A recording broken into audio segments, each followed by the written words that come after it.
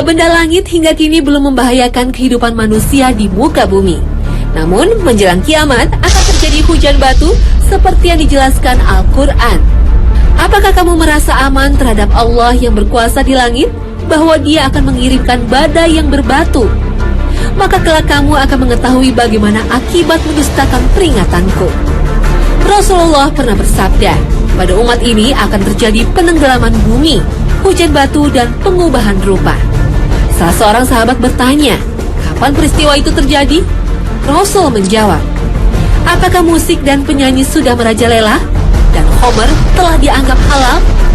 Hadis ini mengisyaratkan akan terjadi gempa dahsyat, hujan meteor, dan mutasi genetika yang menjadi fenomena sebelum terjadi kiamat besar. Fenomena alam lainnya seperti yang disyaratkan oleh Rasulullah akan terjadi hujan secara merata, tapi bumi tidak menumbuhkan sesuatu pun. Pada tahun 1970-an, wilayah Amerika Serikat bagian timur dan Kanada bagian tenggara pernah diguyur hujan asam. Peristiwa serupa terjadi pada tahun 1980-an di Mississippi, Amerika Serikat. Revolusi industri pada abad 20 yang ditandai dengan eksploitasi bahan bakar fosil menimbulkan polusi udara yang parah. Uap air dan oksigen di atmosfer berubah menjadi asam nitrat dan belerang. Ketika larut dalam hujan, air yang jatuh ke bumi tidak menyuburkan tanah, tapi merusak tanaman, bahkan organisme hidup lainnya. Inilah yang dimaksud dengan hadis Nabi, hujan tidak menumbuhkan sesuatu pun di muka bumi.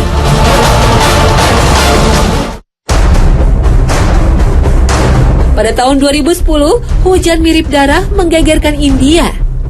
Pertama kali turun di distrik Kottayam dan Idukki, wilayah selatan India. Hujan selama 10 hari ini tak hanya berwarna merah, juga berwarna kuning, hijau, dan hitam. Setelah diteliti para ilmuwan, unsur merah ternyata berasal dari mikrobiologi yang masih misterius. Para ilmuwan dari Queen University Irlandia setelah melakukan riset menyimpulkan bahwa warna air hujan di India itu dikarenakan ledakan meteor atau komet. Benda angkasa ini setelah terkena sinar matahari menjadi meleleh. Lalu bakteri-bakteri tersebar ke planet-planet terdekat. Karena itu, sebelum terjadi hujan berwarna, selalu diawali dengan ledakan dahsyat. Kejadian aneh juga terjadi di Australia. Beberapa kali hujan ikan mengguyur kawasan pantai Lajamanu. Terakhir terjadi pada tahun 2004. Ribuan ikan yang masih hidup berjatuhan dari langit. Peristiwa menghebohkan lainnya terjadi di Jepang. Pada tahun 2009, hewan berdiameter 5 cm mirip kodok berjatuhan dari langit dan memenuhi kota Taiwa, Nakanoto, Asahi, dan Kuki. Inilah berbagai fenomena aneh, tidak sekedar fenomena alam, tapi Allah memiliki maksud tertentu di balik semua peristiwa ini. Wallahu a'lam. Dan saatnya kita bertafakur dan bertaubat atas semua dosa-dosa kita.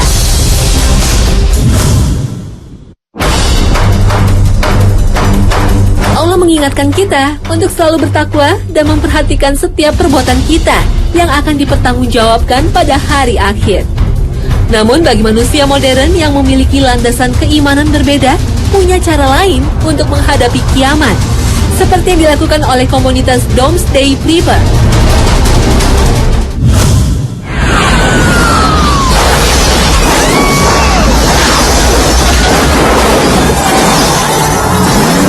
Doomsday Prepper adalah komunitas yang mempersiapkan diri menghadapi hari kiamat.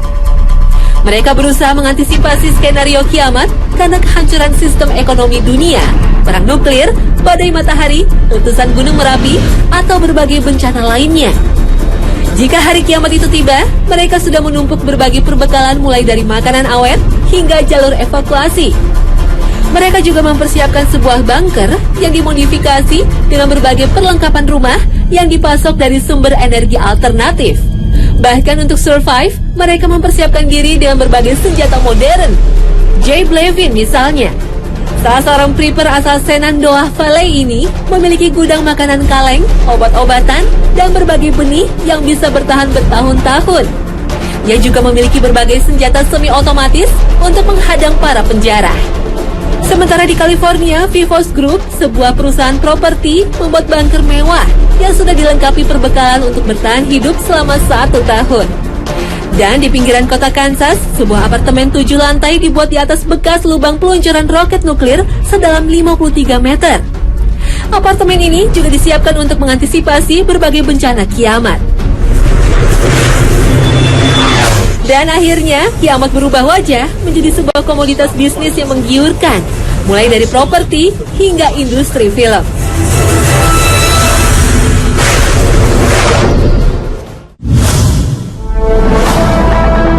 Entah dihembuskan dari mana awalnya, tapi isu akan terjadinya kiamat akhir tahun 2012 begitu menghebohkan. Ramalan itu diklaim dari suku Maya. Seorang hipis, Jose Arguelles, yang menulis The Mayan Factor, terbitan tahun 1987, mengaku dirinya telah berkomunikasi dengan roh raja suku Maya dari abad ke-7. Dunia akan kiamat pada 21 Desember 2012. Terbukti sudah bahwa isu ini hanya isapan jempol saja. Terlepas dari ramalan dan kalender suku Maya, sebuah bunker raksasa sudah bersiap-siap menyelamatkan Presiden Barack Obama jika terjadi kiamat. Bunker yang dinamai Mount Weather ini dikubur di kedalaman 300 meter, berada di Virginia, 102 km dari Washington DC. Komplek ini sudah dilengkapi berbagai fasilitas, mulai dari rumah sakit, stasiun televisi, waduk air, pengolahan limbah, hingga persediaan logistik. Bunker yang dibangun sejak Presiden Ronald Reagan ini dianggap bisa menyelamatkan para pejabat negeri adidaya dari serangan nuklir, ledakan asteroid, bahkan kiamat.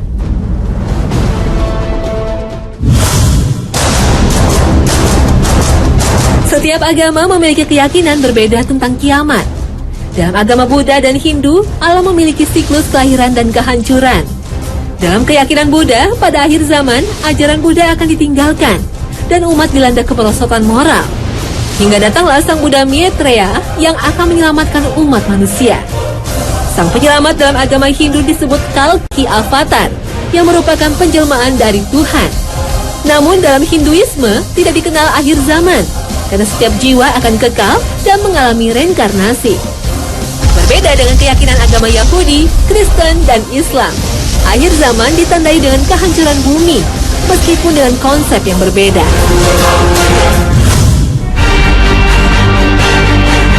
Dalam Risalah Talmud, salah satu kitab hikmat yang diyakini kaum Yahudi, dunia akan berdiri selama 7 milenium.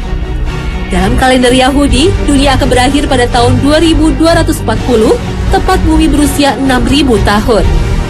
Pada milenium ke-7, setelah bumi berusia 6000 tahun inilah yang disebut akhir zaman.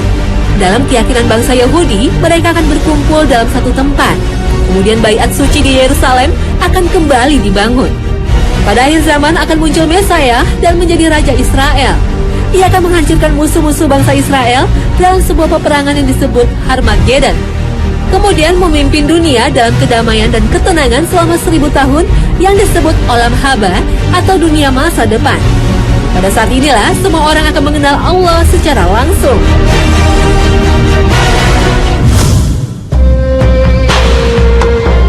Sosok Mesaya diyakini pula oleh umat Kristiani.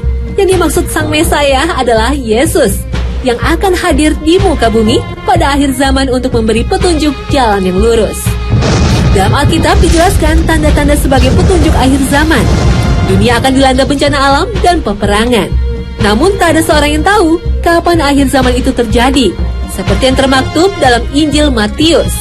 Tetapi tentang hari dan saat itu tidak seorang pun yang tahu. Malaikat-malaikat di surga tidak, anak pun tidak, hanya Bapa sendiri. Berbagai aliran Kristen memiliki versi yang berbeda tentang akhir zaman ini. Kristen fundamentalis meyakini pada permulaan akhir zaman dunia akan dilanda peperangan, kelaparan, dan bencana alam. Peperangan digerakkan oleh Sang Antikristus, seorang diktator yang memimpin dunia dengan kejam, menodai agama, dan mendirikan sistem ekonomi dunia dengan tanda bilangan 666. Kemudian datanglah Sang Mesaya untuk membawa umat Kristiani ke dalam keselamatan dan memerintah selama 1000 tahun. Dalam keyakinan Kristen Mormon, dunia sudah memasuki tahun ke-7000. Pada milenium ke-7 ini akan ditandai dengan kedatangan Kristus yang kedua kali. Pada saat itulah Injil Yesus Kristus yang murni akan dipulihkan. Dan Yesus akan muncul di bait suci di Jackson County, Missouri, Amerika Serikat. Namun, keyakinan Mormon ini tidak diakui oleh gereja Katolik. Sementara dalam aliran saksi Yehua, tidak ada doktrin akhir zaman yang ditandai dengan kehancuran dunia secara fisik. Mereka percaya kelak Allah akan membersihkan bumi dari semua kejahatan dan setan diikat selama 1000 tahun.